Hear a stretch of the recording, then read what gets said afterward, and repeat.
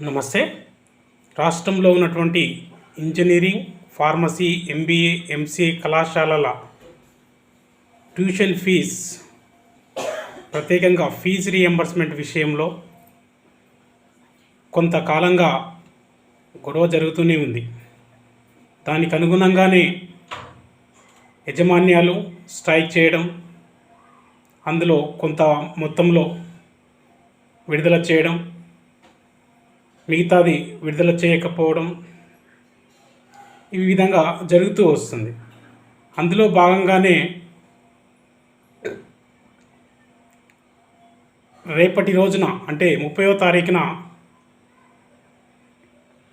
SFI సెలవు దినంగా engineering కళాశాలలు, ఫార్మసీ కళాశాలలు, ఎంబీఏ, ఎంసీఏ కళాశాలలు, డిగ్రీ కాలేజీలు వీటన్నింటినీ కూడా బంద్ పెడుతున్నాం, బంధుకు పిలుపునిచ్చేవడం జరిగింది.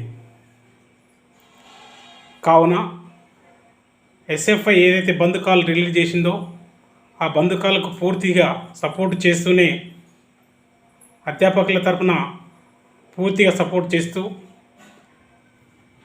ప్రభుత్వం నుంచి రావాల్సినటువంటి రీఎంబర్స్మెంట్ను వెంటనే విడుదల చేయాలని డిమాండ్ చేస్తున్నాం. ఎందుకంటే రీఎంబర్స్మెంట్ రాక గ్రామీణ ప్రాంతంలో ఉన్న ఇంజనీరింగ్ కళాశాలలో, ఫార్మసీ కళాశాలలో, ఎంబీఏ, ఎంసీఏ కళాశాలలో జీతాలు ఇవ్వక చేతులెత్తేసినటువంటి పరిస్థితి నెలకొంది. రంగారెడ్డి జిల్లాలో కొన్ని కాలేజీలు కూడా అదే పరిస్థితిలో ఉన్నాయి. మరికొన్ని కాలేజీలు పర్సంటేజీ లెక్కన జీతాలు ఇస్తున్నటువంటి పరిస్థితి.